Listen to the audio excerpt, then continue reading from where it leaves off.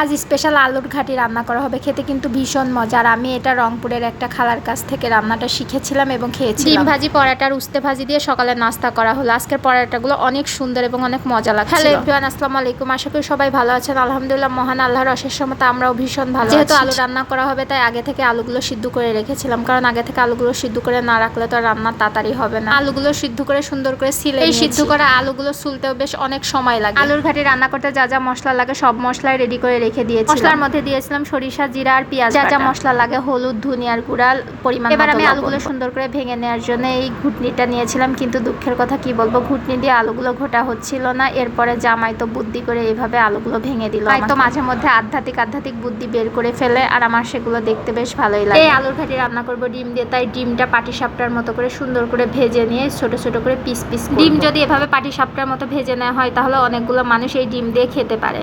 এভাবে ডিম রান্না করলে ডিমে বেশ ফলন। ডিমটা যদি আরো সুন্দর করে পাতলা করে ভাজা হতো তাহলে ডিমের সাইজগুলো অনেক সুন্দর হতো। যাই হোক, যেমন করে পেরেছি তেমন করে আর কি ভাজার চেষ্টা করেছি। সবাই তো চাই একটু সুন্দর পরিপাটি করে রান্না করতে, আমিও আর কি সেরকম সুন্দর পরিপাটি করার চেষ্টাই করেছিলাম। চুলায় একটা কড়াই বসিয়ে পরিমাণ মতো তেল দিয়ে তার মধ্যে মশলাগুলো সুন্দরভাবে কষিয়ে, মশলাটা ভালোভাবে কষানো হয়ে গেলে এর মধ্যে সে ভর্তা করা আলুটা দিয়ে, এই ভর্তা করা আলুটাও বেশ ভালোভাবে কষিয়ে নিতে হবে। উত্তরবঙ্গের মানুষ এই রান্নাটা খুব ভালো করতে পারে, আর আমি যার কাছ থেকে রান্নাটা খেয়েছিলাম সেই উত্তরবঙ্গেরই মানুষ। তাদের ওইদিকে নাকি আলু রান্না খুবই চলে, আর রান্না করলেও বেশ মজা। তবে আমাদের ঝিনাইদহ জেলাতে এই রান্নাটা খুব বেশি হয় না। আমি তো জানতামই না এই রান্না এভাবে রান্না করে খাওয়া যায়। তবে আমার কাছে উত্তরবঙ্গের কিছু কিছু রান্না খুবই মজার লাগে, মানে রান্না করলে চেটে পুটে খাওয়া হয়ে যায় এরকম একটা অবস্থা। মানে যারা উত্তরবঙ্গের মানুষ তারাই বেশি ভালো রান্না করে। আলু কষিয়ে ঝোলের পানিটা দিয়ে দিয়েছিলাম, আর এই ঝোলের পানি শুকিয়েই আলুটা কেমন আঠালো আঠালো টাইপের হয়ে যাবে, দেখতে অনেক সুন্দর হবে। কথাই বলে না মাছে ভাতে বাঙালি, কিন্তু এখন বর্তমান যে পরিবেশ আর পরিস্থিতি তাতে বাঙালিকে বলতে হবে আলু ভাতে বাঙালি। যে রান্না করে সে কিন্তু পরম যত্নে অনেক সুন্দরভাবে রান্না করে খাওয়াই। আমি এই আলুর মধ্যে ডিমগুলোও দিয়ে দেবে। এখন এই ডিমগুলো দিয়ে দেওয়ার পরে কিন্তু কেমন যেন একটা ফেনা ফেনা টাইপের হবে, আর ডিমগুলো অনেক ফুল। ডিম এভাবে রান্না করলে তরকারির উপরে কিন্তু এরকম ফেনা ফেনাই হয়, আর এই ফেনা ফেনা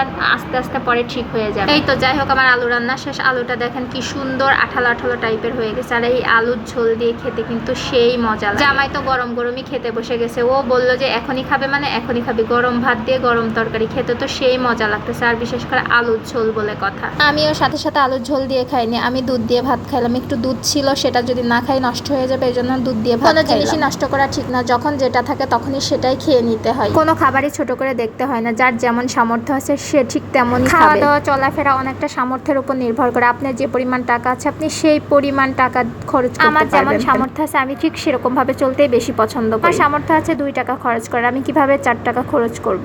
যাই হোক, অনেক কথা আর অনেক গল্প হলো। রিজিকের মালিক আল্লাহ, আল্লাহ যেভাবে চলে আমরা সেভাবেই চলবো ইনশাআল্লাহ। রান্না বান্না খাওয়া দাওয়া শেষ, এখন মেয়েকে নিয়ে একটু খেলাধুলা করছিলাম। আমার আম্মাটাও দিন দিন বড় হয়ে যাচ্ছে আর অনেক দুষ্টু হয়ে যাচ্ছে। যেখান থেকে আমার ভিডিওটা দেখছেন সবাইকে অসংখ্য ধন্যবাদ। সবাই ভালো থাকবেন, আল্লাহ হাফেজ।